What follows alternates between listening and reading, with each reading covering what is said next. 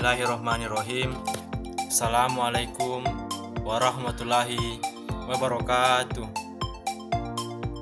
Perkenalkan, nama saya Ridwan dengan NIM 2302331201306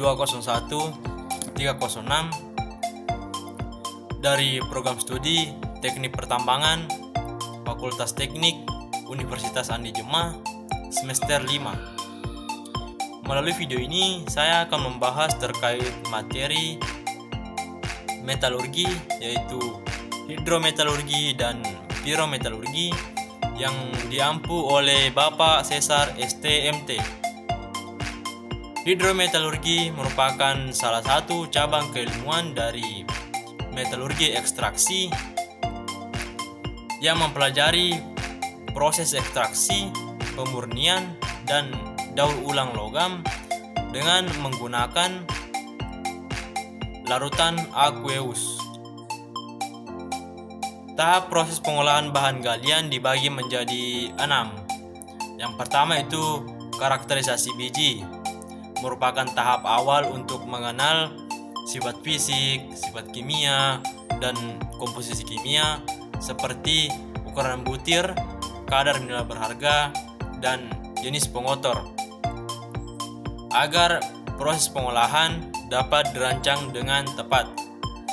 Yang kedua ada kominusi atau pengecilan ukuran, adalah proses pengecilan ukuran biji melalui peremukan atau crushing dan penggilingan atau grinding agar mudah memisahkan mineral berharga dengan mineral pengotor.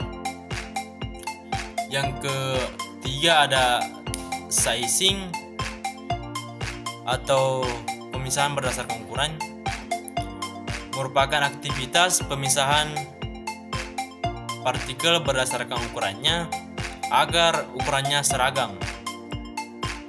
Proses ini juga digunakan untuk memisahkan produk kominusi. Proses sizing dapat dilakukan melalui pengayakan dan classifying.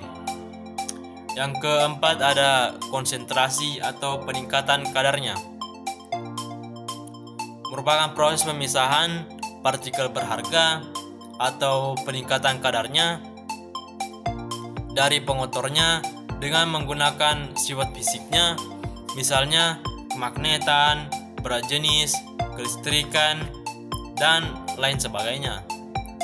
Yang kelima ada dewatering atau pengurangan kadar air, merupakan proses pengurangan kadar air dari konsentrat atau tailing melalui proses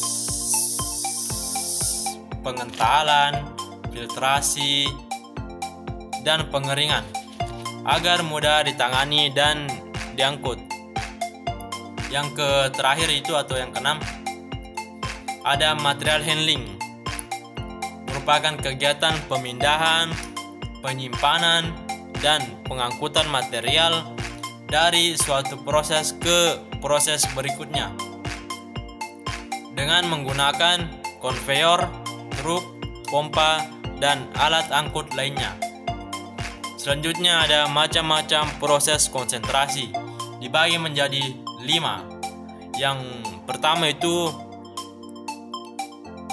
ore sorting, ada proses konsentrasi mineral di mana partikel biji dipisahkan dari material yang tidak diinginkan berdasarkan beberapa sifat fisik atau kimia.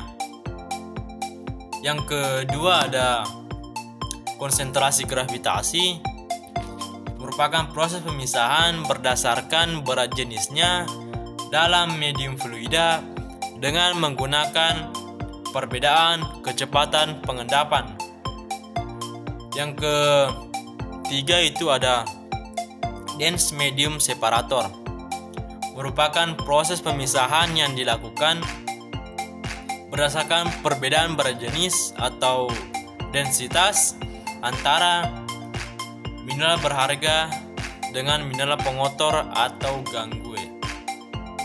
Yang keempat itu ada elektrostatik dan magnetic separator. Elektrostatik separator merupakan proses pemisahan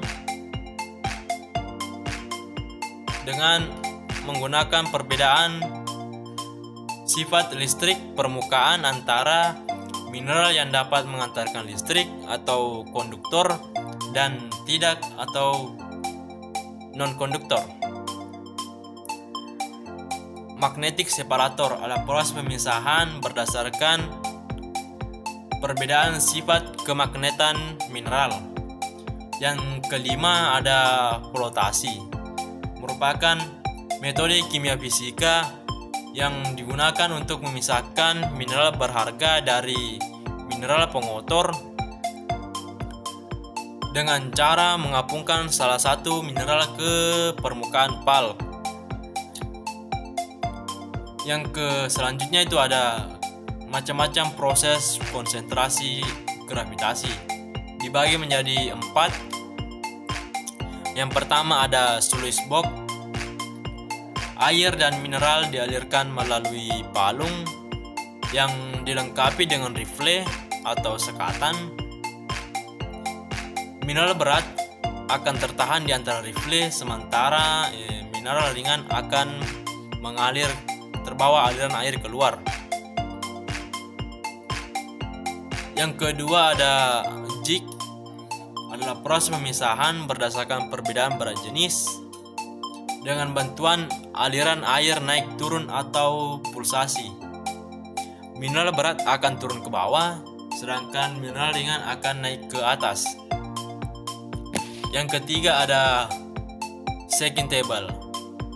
Proses ini dilakukan di atas meja miring yang digoyangkan sambil dialiri air. Mineral berat akan bergerak lambat dan terkumpul di sisi bawah meja, sedangkan mineral ringan akan terbawa aliran air keluar. Mineral ringan akan naik ke sisi atas. Yang terakhir ada spiral. Pulp dialirkan melalui saluran spiral miring. Gaya gravitasi dan sentrifugal memisahkan mineral berat terkonsentrasi di bagian dalam spiral, sedangkan mineral ringan mengalir keluar.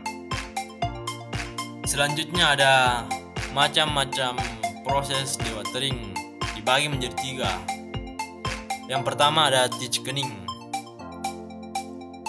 adalah proses pemisahan padatan dan cairan dengan mengendapkan partikel dalam pulp atau seluri hingga lebih kurang 50% solid. Padatan mengendap di bawah atau underflow, cairan naik ke atas atau overflow, keduanya dikeluarkan terus-menerus. Yang kedua itu ada filtrasi, adalah proses pemisahan padatan dan cairan dengan jalan menyaring sehingga akan didapat solid sebesar 80%. Ketika partikel lebih halus, maka dewatering, gravitasi, atau thickening tidak bisa digunakan.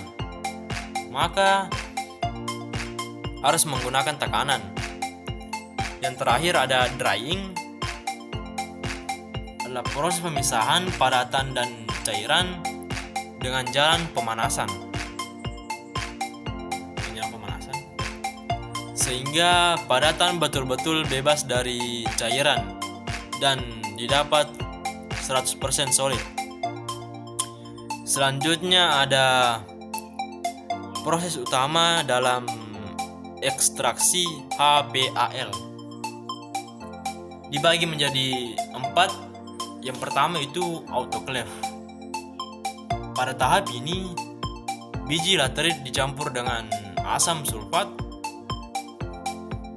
dan diproses pada temperatur 240 hingga 270 derajat Celcius serta tekanan tinggi dalam reaktor bertekanan.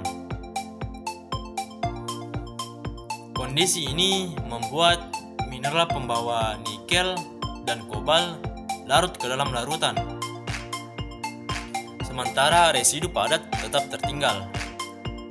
Hasil proses ini adalah seluri berisi larutan yang kaya nikel, kobalt, dan sisa padatan yang siap digunakan. Yang kedua ada CCD atau countercurrent decantatlen. Tahap CCD berfungsi untuk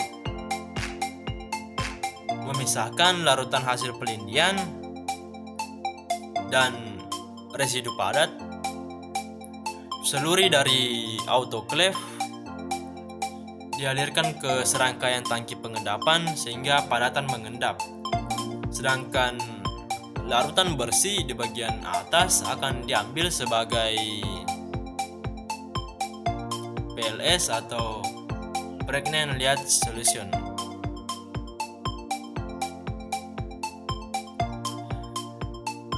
Sistem aliran berlawanan memastikan pencucian berlangsung efisien dan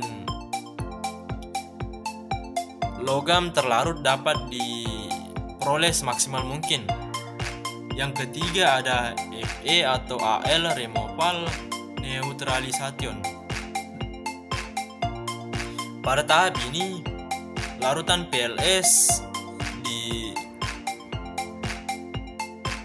dimurnikan dengan menaikkan pH menggunakan bahan alkali sehingga besi dan aluminium mengendap sebagai hidroksida.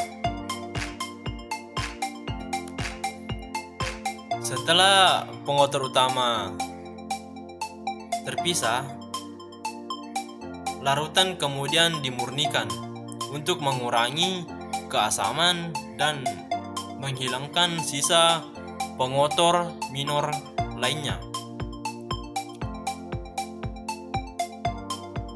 Tahap ini menghasilkan larutan yang lebih bersih dan siap untuk pemisahan nikel kobalt. Yang terakhir itu ada pemisahan. Proses pemisahan nikel dan kobalt dari larutan. Metode yang digunakan dapat berupa SX atau solution extraction atau pengendapan kimia menjadi produk antara MHP dan MSP. Proses ini menghasilkan larutan atau endapan nikel kobalt yang dapat diproses lebih lanjut menjadi produk akhir berbasis nikel. Mungkin sekian. Wassalamualaikum warahmatullahi wabarakatuh.